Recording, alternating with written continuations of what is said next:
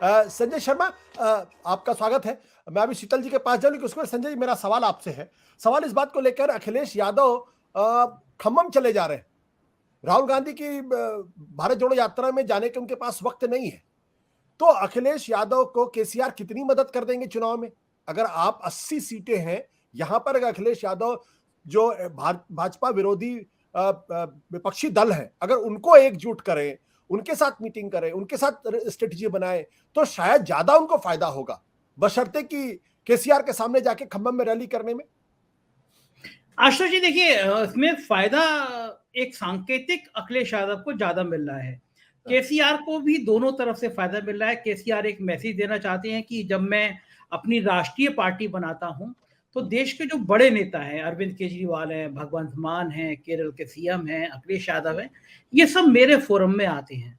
जब केसीआर दिल्ली में अपने ऑफिस का उद्घाटन करते हैं तो एक बड़ा फंक्शन करते हैं, उसमें खास तौर से दो मेहमान बुलाए जाते हैं।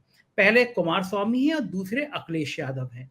केसीआर जानते हैं कि एक गैर कांग्रेस गैर भाजपा का जब मोर्चे का वो संकेत देंगे तो एक मैसेज जाएगा, कांग्रेस पे प्रेशर बनेगा। और तेलंगाना में उनकी सीधी लड़ाई कांग्रेस से है। तो अगर आप ये सोचे कि केसीआर किसी भी फोरम में आके किसी ऐसे मोर्चे को बनाने की वकालत करेंगे जिसमें कांग्रेस महत्वपूर्ण भूमिका में हो, तो ये संभव नहीं है। केसीआर की पहली रणनीति रहेगी कि सारे वो नेता एक प्लेटफॉर्म पे हैं जो कांग्रेस से थोड़ी दूरी बनाते हैं। मेरी जानकारी के मुताबिक उन्होंने बड़ी कोशिश करी थी कि ममता बनर्जी भी इस रैली में आए, क्योंकि उनको लगता था कि एक संकेत जाएगा कि कांग्रेस के खिलाफ भी एक बड़ा प्लेटफॉर्म है।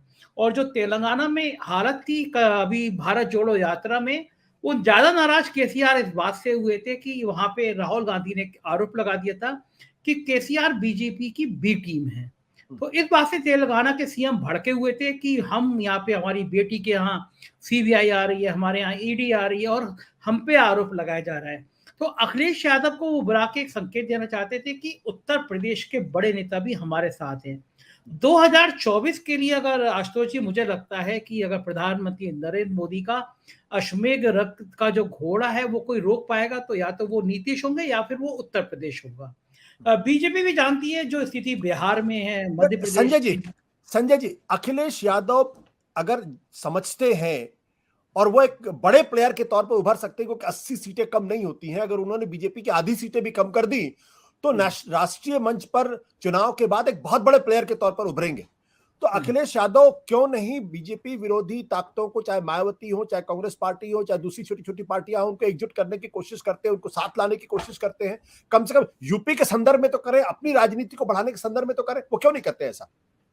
आशुतोष जी, कांग्रेस का उनको पता है कि विधानसभा चुनाव में जिस तरह प्रियंका गांधी ने उनपे हमला बोला, कांग्रेस ने उनपे हमला बोला, वो ये जानते हैं कि उत्तर प्रदेश में कांग्रेस का वजूद नहीं है, 2-3% वोट पे सिमट गया है।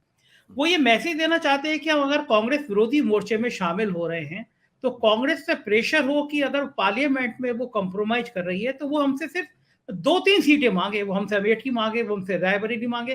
कहीं ऐसा ना हो कि भारत जोड़ो यात्रा का इतना बड़ा सीन क्रिएट हो जाए कि समाजवादी पार्टी और कांग्रेस में तालमेल हो तो कांग्रेस के हमें 15 सीटें चाहिए या 20 सीटें चाहिए।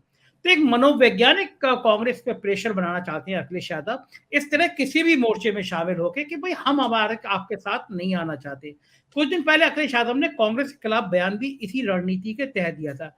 रही मायावती की बात, तो आप उत्तर प्रदेश के राजनीति के जानकार किसी भी व्यक्ति से पूछेंगे तो वो यही कहेगा कि मायावती वही काम कर रही है जो बीजेपी चाहती है।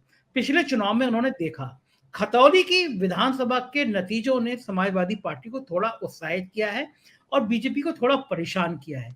और बीजेपी के लिए पूरा भविष्य 2024 की जो नक्शा है, जो रूपरेखा है, वो उत्तर प्रदेश है। अगर उत्तर प्रदेश में आप आधी कह रहे हैं, अगर उत्तर प्रदेश में 20 सीटें भी बीजेपी लूज कर गई तो तय मानिए कि केंद्र में बीजेपी की सरकार बनाना असंभव हो जाएगा, क्योंकि मध्य प्रदेश, राजस्थान, बंगाल, बिहार, वहां के हर जगह के संकेत अच्छे नहीं है। इवन देन, मैं अभी कल कर्नाटक से लौटा हूं, कर्नाटक के नतीजे भी है, रिजल्ट भी अच्छे नहीं है।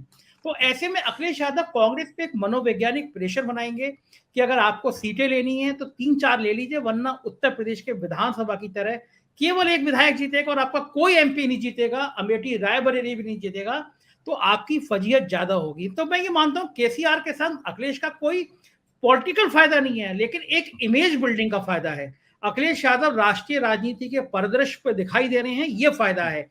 अखिलेश यादव के सबसे ज्यादा होर्डिंग थे, जो तेलंगाना में मेरा रिपोर्टर गए थे वहां पे, उन्होंने बताया कि सबसे ज्यादा होर्डिंग पोस्टर अगर बाहर के नेताओं में थे तो अखिलेश यादव के ज्यादा थे, क्योंकि उत्तर प्रदेश बड़ा इंपॉर्टेंट जिला है।